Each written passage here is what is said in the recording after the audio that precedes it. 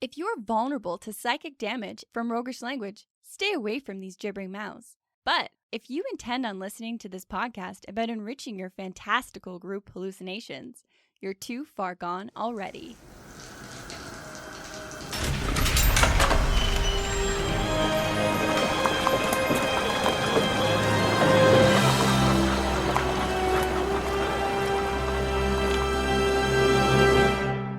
Your next game is going to be full of secrets and deception, and here's why. In this episode, we find some answers to, does Thieves Cant even work? Can it be used at the table without metagaming? And how does the rogue get epic moments out of Thieves Cant? Welcome to the Hook&Chance podcast. I'm Jordan. And I'm his brother Travis. So today we're going into something that's a little bit dangerous to talk about because a lot of people write it off. Why is it dangerous? Because you're going to get shanked. Shit! If you don't read it right. And of course, we're talking about the secret language known only to rogues, known as Thieves Cant. Are you going to get shanked because we're talking about Thieves Cant, the secret language? You're going to get shanked. I'll shank you first. I brought a knife into this room. That'll be the game we play at the end of the episode. Hooray, you get to listen to one of us die. Who knows? Shanking isn't guaranteed. The cliffhanger at the end is one of us gets stabbed. So, okay, so for years, I never used it as a rogue or a player because I just had no idea how. Kind of regardless of how excited I could get about the concept, like the idea of speaking a secret language is uber cool. Super fun.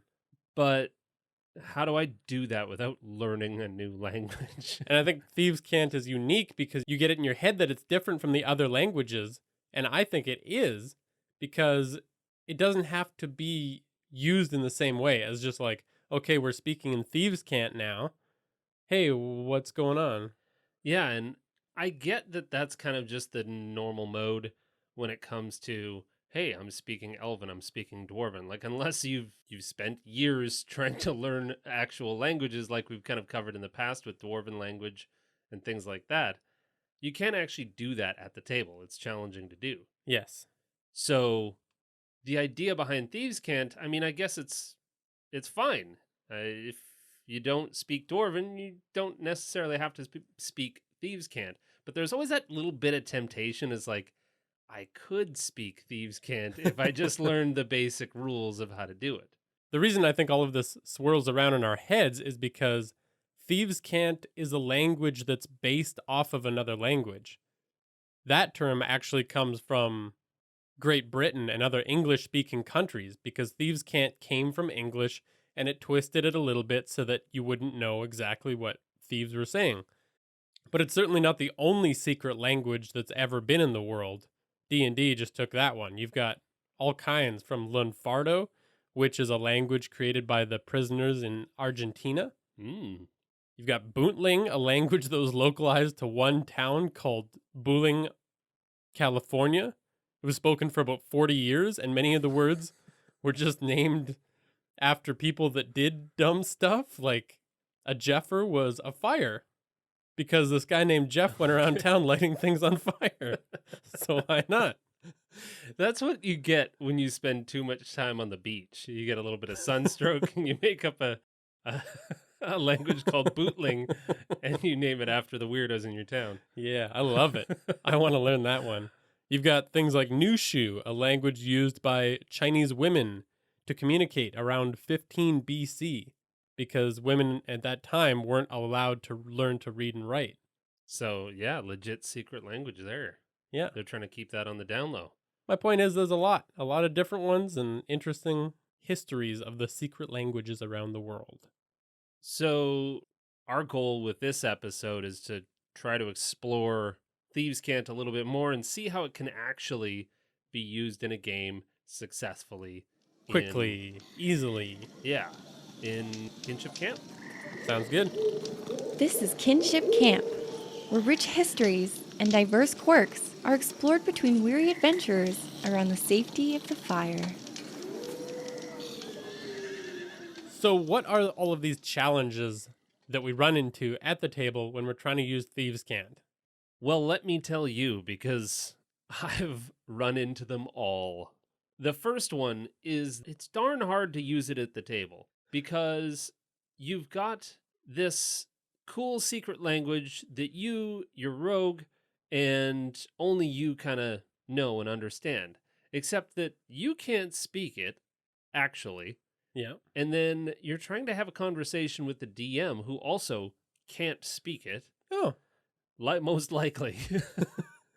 And then lazy.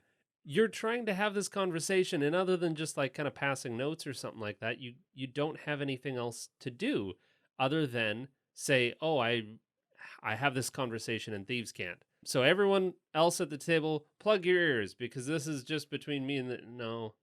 So then you get up and you go to a different room, and So then that's everybody weird. ends up knowing the secret conversation anyways. Yeah, yeah. So there's no point to that.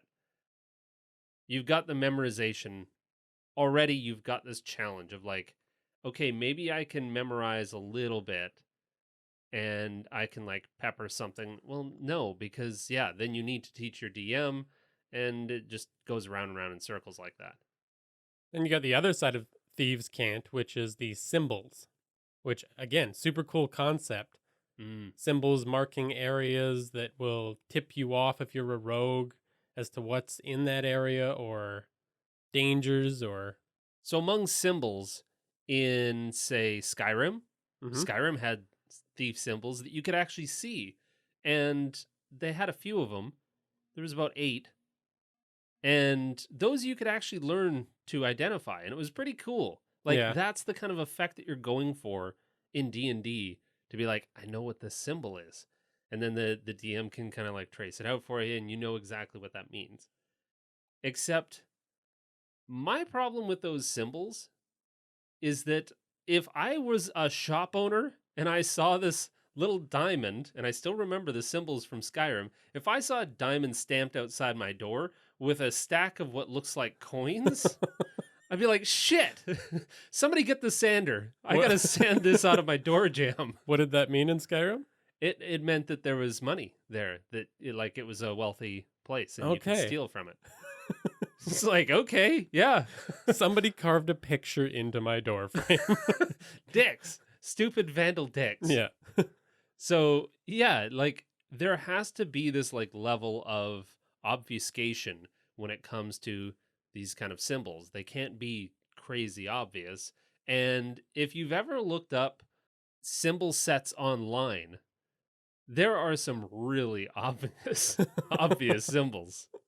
Um, yeah, some of them are really funny. Give yourself a good laugh and go and Google them. Because again, if you saw any one of those etched outside your door, you'd find a way to get rid of it. You paint over it. You do anything you could Yeah. to get rid of this symbol that says, man with gun lives in house, but super rich, steal from him. Picture of a stick man with a bag with a dollar sign on it. And like, if you want to tell a real story, you've got now like 6 different symbols Yeah. on your door. You're taking up a collection. This must be nothing. The markings have got to be able to be made quickly because, again, you can't sit there carving into a wall. Whittling a wonderful picture of a man with a rapier. And Since it has to be unnoticeable to the average barbarian, it's got to look like a mark from moving furniture or something. Really casual and subtle. yeah, if you could imagine that there were just, say, like 3 marks. You and I sat down to make our own set of symbols, and what we came up with was something that, like you said, looked like markings that could be passed off as potentially just having been put there by somebody stumbling into your door frame, or yeah, like you said, maybe moving some furniture and bumping into it, and now all of a sudden it's there. It looks like 3 gashes on the side of the door frame. Yeah. And we really didn't think there was the need for a ton of information to be conveyed to other rogues and thieves. Yeah, when we started looking at some of the other symbol sets that were online and that other people had come up with, they were really good, but they're telling quite a story. And that's what we found, was that every time you had one symbol, you had to have at least like 3 others. And now you've got like a little piggy bank symbol, and you've got an X over the coins, but you have a little jewel sign, and that says that, oh yeah, you can steal from this place, but there's no money, but there is in fact jewels. And it's like, okay, this is this is getting a bit much. So we wanted to just have a couple of quick markings that, yeah, looked like absolutely nothing to the untrained eye. So we've only got like 8 or 9 markings, and each of them can be modified with 3 lines that are in different configurations. To say, for example, you've got an extreme trap. You've got no law. So if you put 2 symbols together, you can say quite a bit of things. So then we started thinking, well, if the symbols are really simple and you've got just a couple of lines and a half box or something like that, then the act of actually making them could be really simple as well. So what if there was just a quick little tool that you could use? That it was just a hard hit on a door frame as you were leaving, and that could potentially act as kind of like a punch into heavy hard wood. So your rogue character has this tool that quickly makes markings. Yeah. Yeah. Yeah. What if it was just the hilt of your dagger? Like you had one dagger and that was the hilt, and it just had the right shape to make a quick marking. Yeah. And now it takes less than 5 seconds to quickly make a mark as you're leaving, or even less. Mm-hmm. It's not even noticeable to somebody that's looking directly at you. And what we found was that after looking at some of these symbols for long enough, we could tell almost any story with a couple of quick variations, anything that a thief or a rogue would really need to know. And so we thought that we'd make these available to download, and you can use them in a couple different ways. You can hand them out to players with our translation on them, or you can just hand out a symbol, and as the DM, you can make the translation whatever you want on the back of the card. And same goes for the player. Like if you want to hand a marking to your DM and make it mean whatever you want, you can. Then we get around that whole needing to memorize things if that's not the game that you want to play. Or the symbols just become canon as you use them. Yeah, exactly. I need to convey this to another rogue. And that way the symbols are even less direct in their meanings. And building off of that concept, we wanted to do the same thing for conversations. I think one of the coolest things about imagining Thieves Cant is that conversation in a tavern where 2 people are talking and they're saying just what sounds like kind of a weird, normal conversation, but it means something totally mischievous. Well, and the whole point is that as you're overhearing somebody or you're walking past somebody in a tavern, that they're having a conversation that you're not fully listening to, you're not fully actively a part of. Yeah. And at that point, you pass it by. It looks totally innocent. And none of the words that they're saying are going to stand out. They're not openly talking about criminal activities. Nobody's going to notice what they're saying. Yeah. And if you're actually sitting there trying to eavesdrop, you're not getting the full story anyways. If you're eavesdropping, you're trying to listen in on a conversation. You know that they're probably doing something illicit, but you can't understand it because it all sounds, it sounds a little bit off. Yeah. There's something about it that doesn't sound quite right. And you're like, wait, what? Are they actually? No, that can't be. But you can't decipher it anyways. You can't prove anything even. If you went to a garden and said they're talking about this and that, and okay. So take a walk. You're not catching us today. Yeah. So what we did for this, as a tool you can use at the table, we've made some cards available for download as well that will have different parts of a conversation, like different lines from a conversation that if you string them together, it makes one of those sort of normal sounding conversations.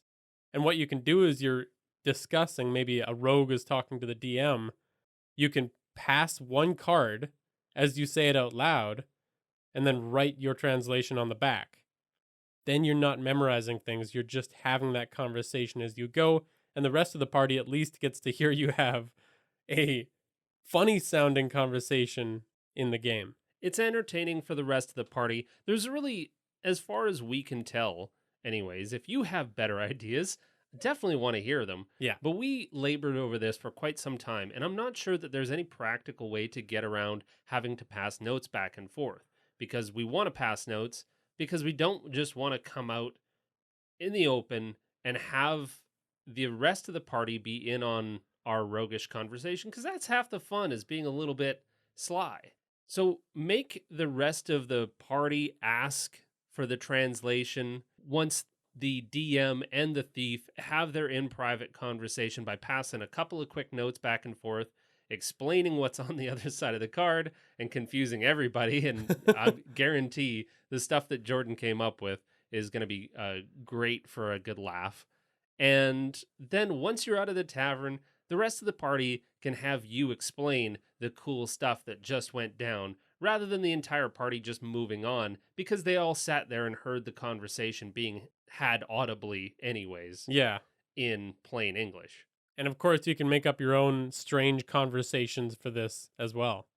All right, so let's try going through one of these conversations.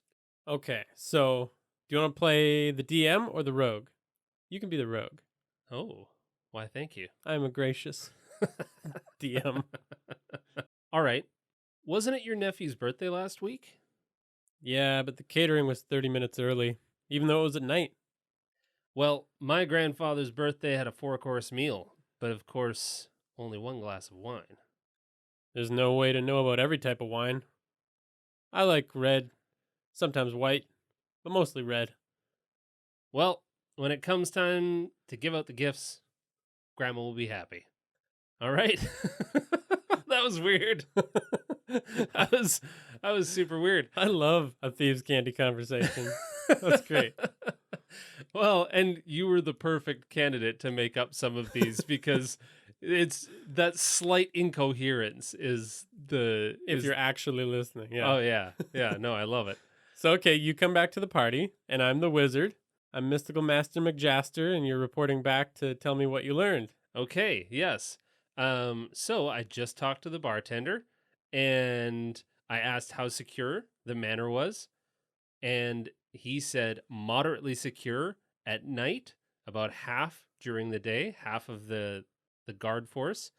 And then when I asked how well trained they were, whether they were ranged or melee, he said he wasn't sure about how well trained they were, but they were heavily armed and mostly ranged.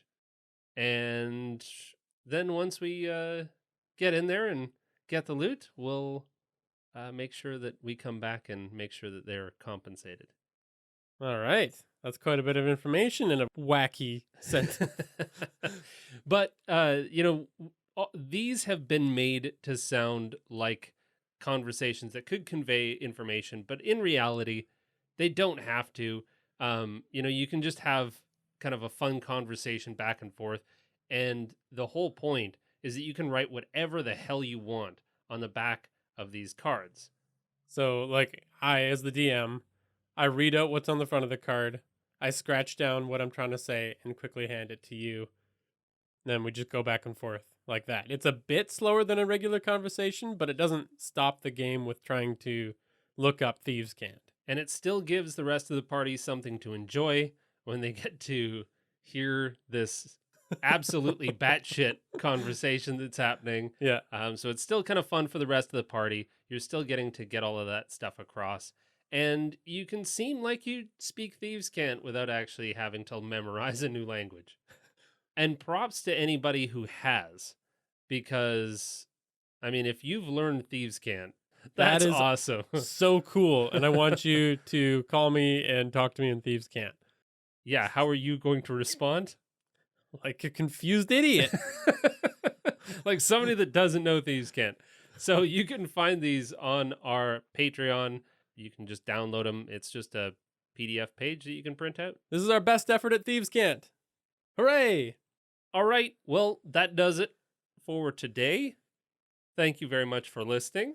Thanks to Tabletop Audio for the sound effects that you heard in this episode. Follow us at Hook&Chance on Twitter, Facebook, Instagram, Discord, and Reddit to see what you can say. And thanks for listening. Get the lobster out of the fishing tanks. Damn it. I don't speak Thieves Cant. Dip Dad down the old wishing well. Give me 2 smacks on the left cheek. I'm so And I'll- done with you. I'll get you 10 llamas for the price of 3.